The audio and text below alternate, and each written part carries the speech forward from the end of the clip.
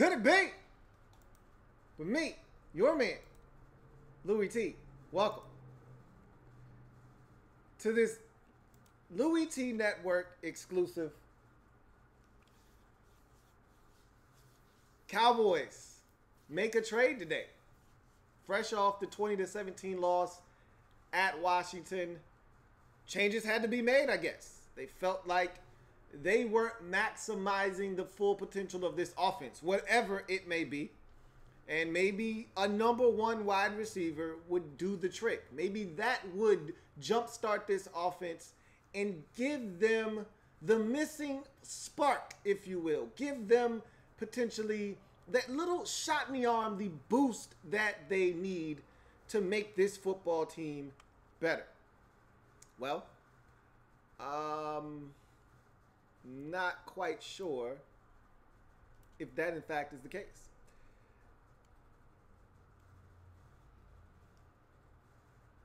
I don't think you can maximize this offense with the way that the quarterback position is being played in Dallas right now. I think guys are open. I think that right now, with the way that that offense is constructed and how it's run, it's going to be pretty hard to take someone and put them into that offense and get the most out of whatever talent you may have. Obviously, they have to run the football with Ezekiel Elliott.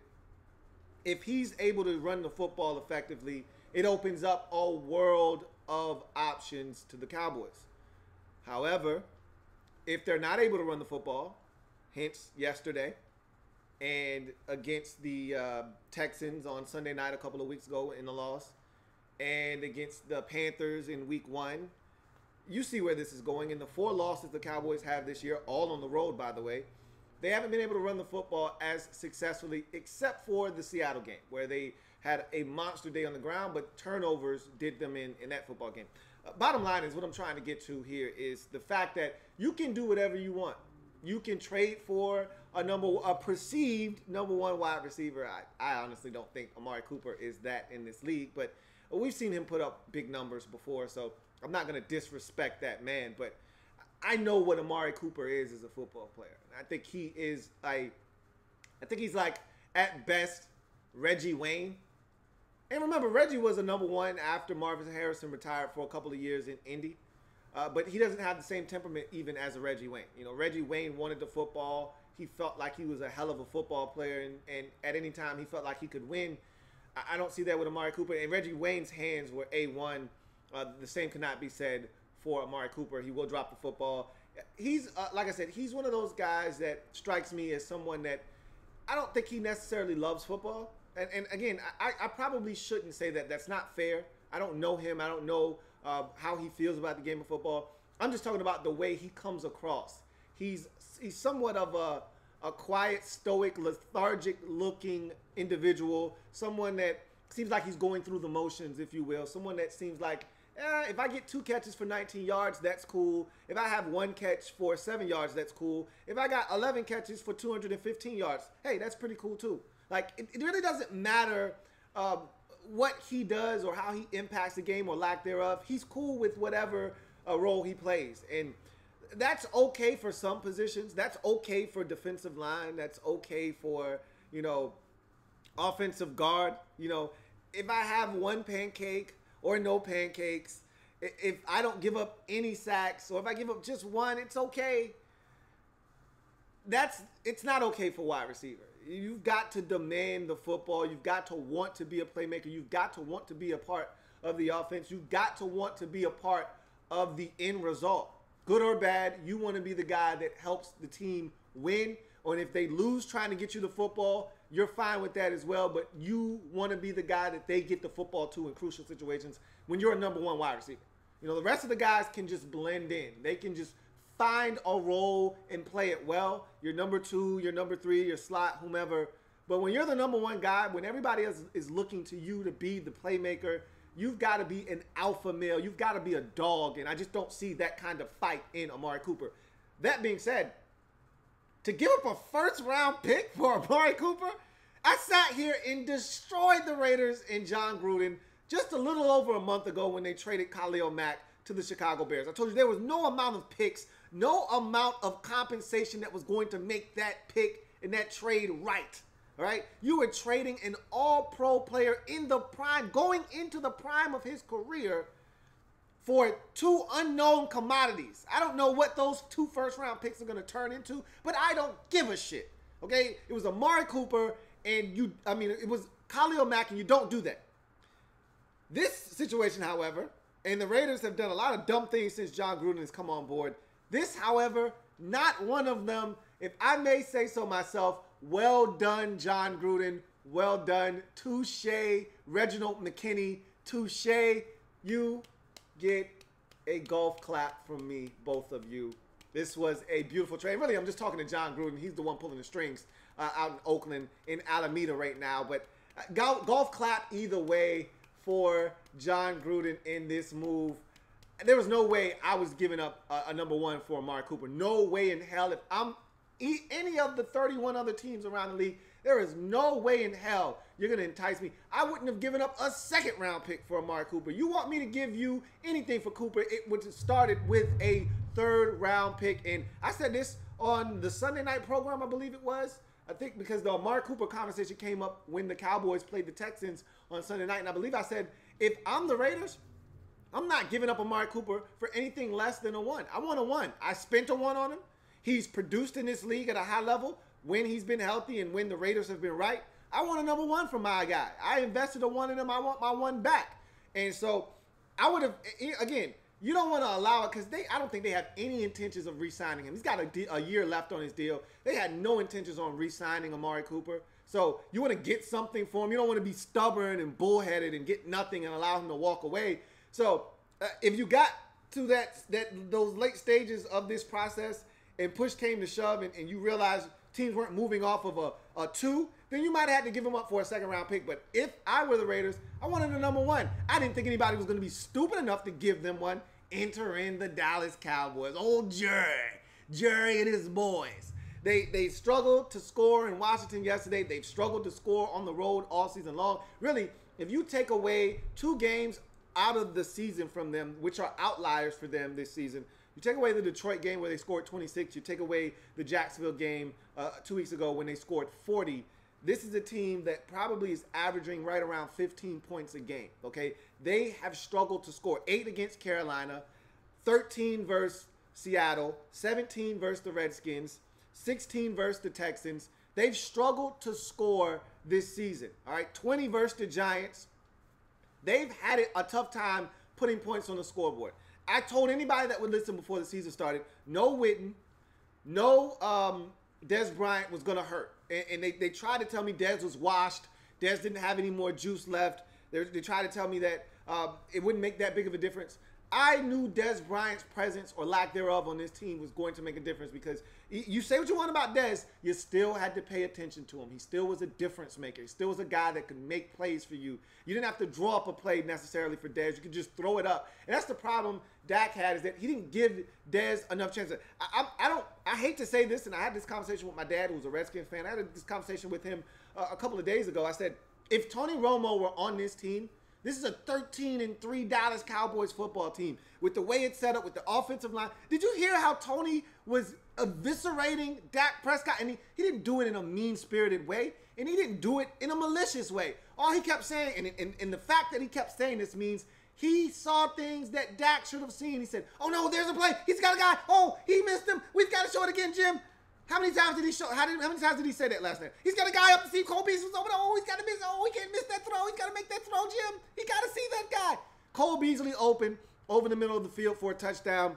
He's got the tight end going up the seam on the same play. Pick one. It doesn't matter. Either one of those guys score. If they don't score, they're down inside the Redskins 10-yard line. Oh, Jim, he's got to see one of those guys. They're open. He's got to throw it. And how many times did Tony say that throughout the telecast, that Dak was missing things? He does this every single week. Why do you think? And it's funny. I brought this up, I think 2 weeks ago when it was first said. But I talked about during that Detroit game, which was about a month ago, when Cole Beasley told Pam Oliver, don't blame us receivers, okay? Don't kill the receiver group. Go watch the tape. We're open. He says, I'm open on every play. If Odell Beckham Jr. had said that, That would have been all over the tabloids, all over every news outlet. They would have been crucifying him, talking about him throwing his quarterback under the bus. Cole Beasley says it. Who the hell do you think he's talking about when he says, hey, don't look at us. I'm open on every play. We're not the problem. Who the hell do you think he's talking about? Who do you think he's referring to? He's not talking about the offensive line. He's not talking about Zeke Elliott. He's not talking about Jeff Swaim, okay? He's not talking about Dalton Schultz. Nor is he talking about Rico Gathers. He's talking about the goddamn quarterback, okay? So if anybody else of merit would have said that, anybody like an outspoken figure would have said that, oh, they would have been killed. They would have been crucified. But Cole Beasley says it. Everybody kind of just sweeps it under the rug. He called his quarterback out. Why? Because he doesn't read the football field well.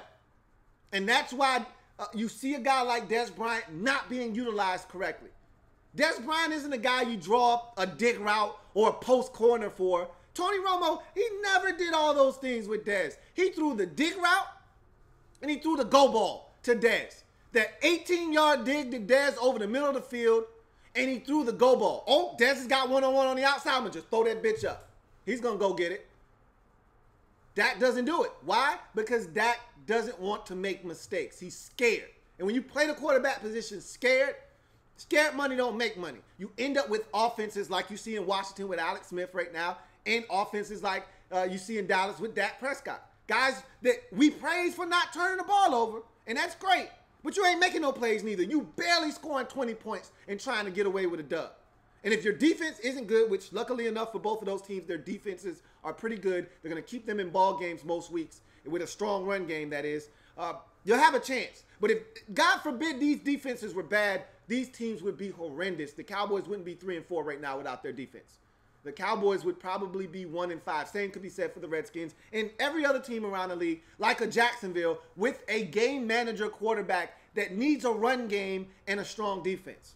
You don't have those things go well for you in any given game, and you decide to turn it over, you're going to lose the football game.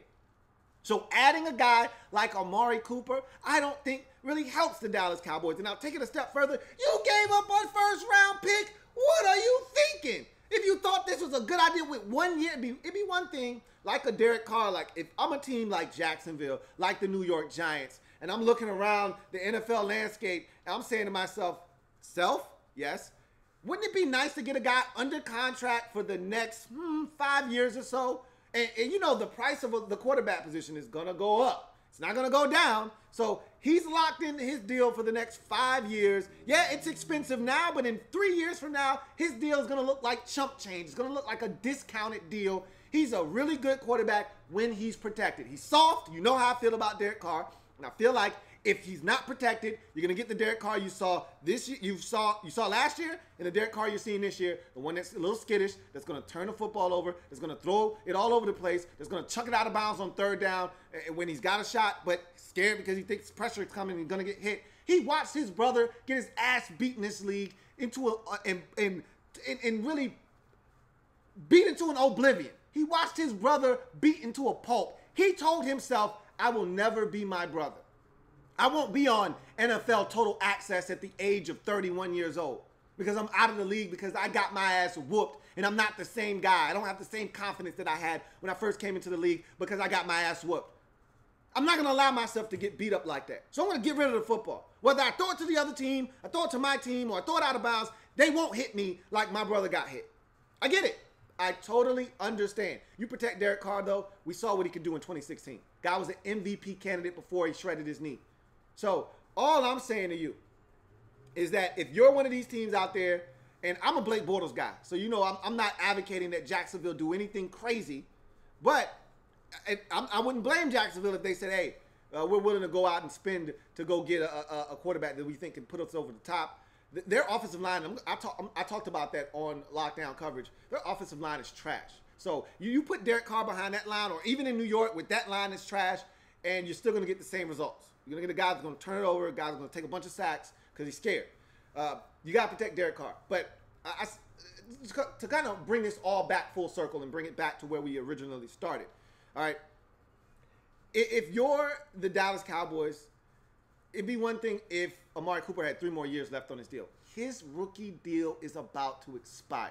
If you thought it was a good idea to give a guy that I think is a number 2 wide receiver at best in this league, if you think it's smart to give the Raiders a first-round pick for a guy that has the temperament of a damn doorbell, a doorknob, if you're giving up a first-round pick to a team for a receiver that at best is a number 2 who could care less whether he has 2 catches, 1 catch, no catch, or 11 catches, you need to wash your face and get your mind right. There's a psychological sense in that.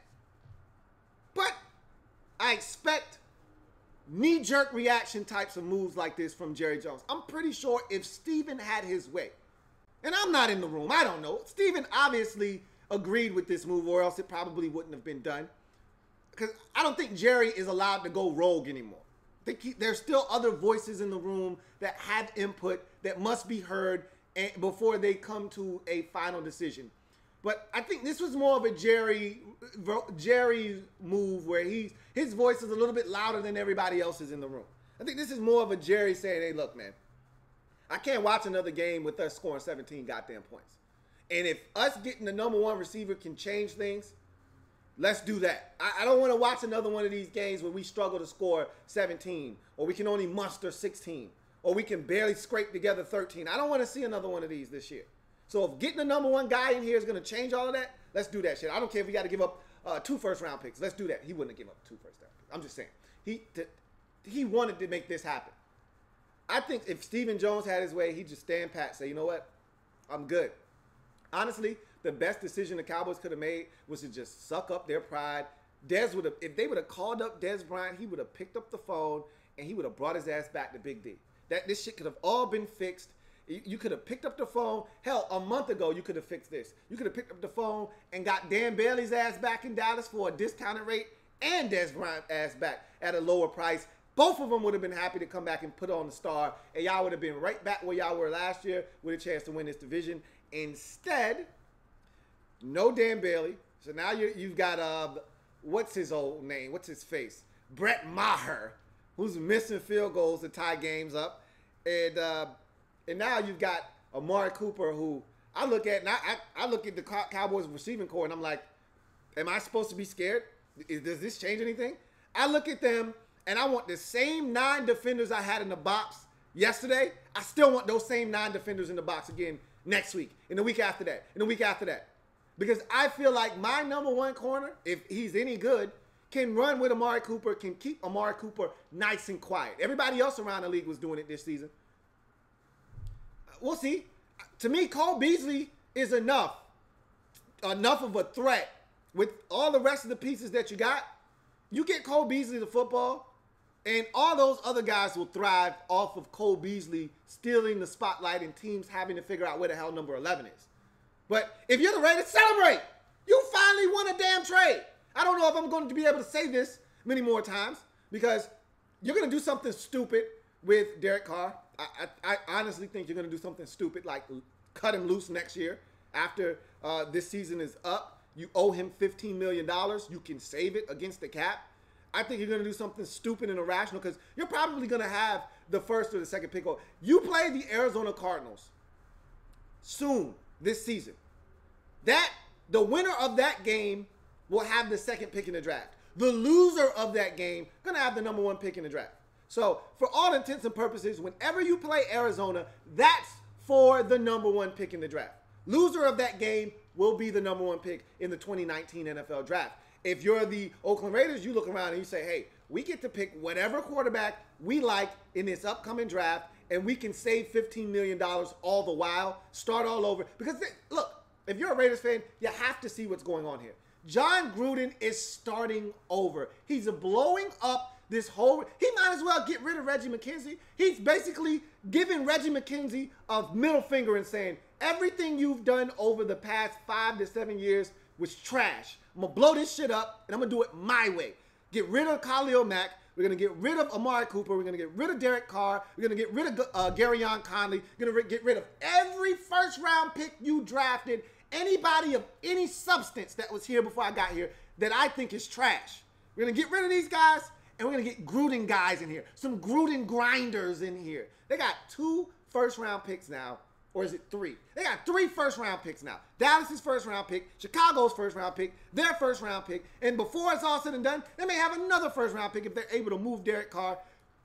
All I'm trying to say is they're going to be in a spot. And they don't have to trade and package up nothing because they're going to be the number 1 or number 2 pick in the draft. So they're going to get a quarterback. They're going to be able to draft a new wide receiver. They're going to be able to draft a new pass rusher. They're going to be able to draft a new running back because Marshawn Lynch already said, I'm not going to Vegas with these dudes. And at some point, I think Gruden's going to be, all right, had enough of Marshawn. This was cute, but he's got to go too.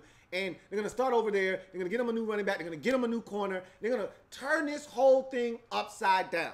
So hopefully you see what's going on here and that the Raiders are going to start this whole thing over. So there's a total rebuild going on in Oakland, and they're not the only team in the AFC West doing this. The Denver Broncos look like they're about to have a fire sale as well. I'm interested, though. I'm about to pack my shit up, take a trip down to Denver, and see exactly how much they're asking for at their yard sale because there's some really good items there at that yard sale in Denver.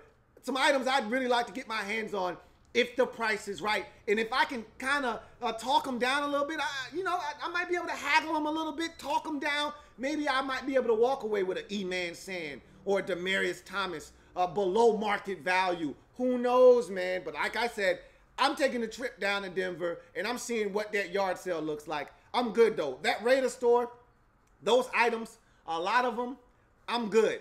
They have some kind of imperfection on them. They're not A grade, they're B and C grade items. There's a little bit of a defect on them somewhere. I'm good, I'll pass. But those Denver items, I'll take a look at a few of those items and see what they're talking about and see how much they want for them. So the Cowboys overpaid, man. You're overpaid. You overreacted, and now you're without a first-round pick. Why? Why? For a guy that you may decide after the season's over, we don't even want this guy. He stinks. Again, this is what happens when you overreact to a situation that you created. You did this. You thought it was okay to go and get Tavon Austin. You thought it was okay to get Allen Hurns and disregard Des Bryant like yesterday's trash. You thought it was okay to do that. You thought it was okay to not draft the first round wide receiver, and I get it. I get it. Leighton Vander Esch has played well, and you know Sean Lee is going to get hurt, so you had to prepare yourself for the future. I understand. But I'm telling you right now, I'm looking around and I'm saying, man, you know why Denver is talking crazy about Demaryius Thomas? Not only because they're paying him a lot of money and they think they can do better with less, but, man, I'm looking around and I'm saying, do you see they second-round pick Cortland Sutton? Looks pretty damn good. You know what he'd look really good in? A damn Dallas Cowboys uniform. Yeah, you F that one up. Could have had him. It happens. No, it shouldn't have happened because that was the guy that you should have drafted, and that's the guy I thought you were going to draft, and you didn't. And again, I'm not shitting on Leighton Vander Esch. I think he actually is playing really well for you, and you knew you had to have someone because Sean Lee was going to get injured. But you did this to yourself, and you overreacted. First-round picks are such precious commodities. I can't believe you thought highly enough of Amari Cooper. We all have watched Amari Cooper. You must not have been watching Amari Cooper. If you thought he was worth a first-round pick, you just lost your goddamn mind. That's what you did. But I shouldn't think any less of an organization or expect any more of an organization run by Jer Jones. So I guess all in all, what I want to say to kind of finish up this thought is, hey, Oakland, you did good. You did damn good. Good for you. Finally, you did something right. You got 3 first-round picks. You're gonna stink for the next couple of years, but if Gruden does this right, you may be singing his praises 3-4 years down the road. Now, there's no way to make up for Khalil Mack's absence. He effed that up. I don't care if you draft the next big thing as a pass rusher in this league, you effed up.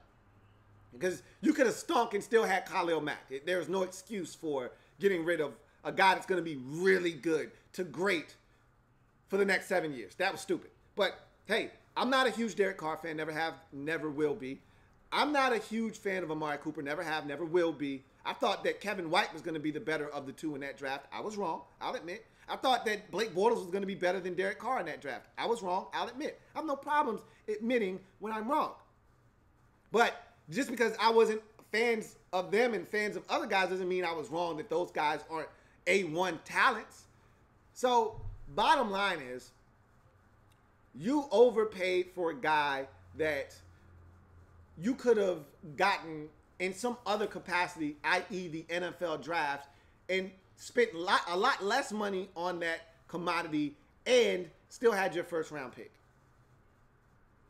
You created a problem and then you made the problem worse. It's called exacerbating a problem. You made the situation worse after you dug this hole. You not only fell into the grave yourself, but you also put dirt on yourself in the grave. Like you buried yourself alive. Why would you do that? I don't understand. In any event, Raiders won this trade. And we don't even know how it's going to end up. If you're the Raiders, you got to feel good. You just robbed, with no ski mask, you just robbed the Dallas Cowboys of a first-round pick. To me, Amari Cooper, at best, should have vetted you a second-round pick. If I'm a team out there, I'm not coming off of anything more than a third for his ass. If you're the Cowboys, I hope you get what you're looking for out of this deal. I don't know what the hell you expect, but I hope you get what you're looking for, because I'm being honest with you. With the quarterback that's pulling the strings, if Tony Romo, and I hate to keep beating a dead horse. Man, I keep hating to beat a dead horse. No, I don't. If Tony Romo were there, this would be a hell of a trade. I'd be all for it because he'd utilize the hell out of Amari Cooper. I just don't see Dak Prescott getting the most out of Amari Cooper. I see Amari Cooper being wasted like he was being wasted in Oakland, in Dallas. And to make matters worse, at least he was being wasted in Oakland with a team that still had their first-round pick. Hell, they had two of them. Now he's being wasted with a team that could potentially want to move on from this guy after his deal expires, and they don't have a first-round pick to even replace him if they don't like him in the upcoming draft. Doesn't make a lot of sense to me. It really, really doesn't. But then again, who am I to say? Who am I to tell you that you made a mistake? Who am I to say, I'm just a professional football watcher. That's it. That's all. That's it. All I do is watch football for a living. So who am I to tell you that you didn't get this trade right? I'm just telling you this much. You're overpaid. All right? That same item that you just paid $150 for, you could have gotten it for $20 elsewhere. You overpaid, bruh. Just a minute, you overpaid. You overreacted and you overpaid. And for an organization that can't afford to overpay, like, that's the guy that's in the locker room that sees the big stars with all their flashy jewelry and nice cars. They're making $13 million this season. You're making league minimum. You can't do what they do. Don't go buy that chain because you're spending the bulk of your money trying to keep up with the Joneses. You see how that, pun intended, keep up with the Joneses. Don't do that. You just did that. Don't do that. Too late. Raiders, good job. Cowboys, bad job. What do you guys think? I'll take a couple comments. We get the hell out of here, man. I can't see the comments. So, to hell with that. Let's get out of here, man. We'll talk about it another time. Anyway, I'm your man, Louie T. Remember, check out the podcast. I've got the lockdown coverage coming at you guys a little bit later on. And make sure you're following me on Twitter at LTNPod. That's where you're going to know when things are uploaded from a podcast standpoint. So keep abreast of that situation by following me on Twitter at LTNPod or on Instagram at Louie T Network Podcast. So make sure you do that if you haven't already done that. So I'm your man, Louie T, signing off. If you haven't already done so, subscribe to the Louie T Network.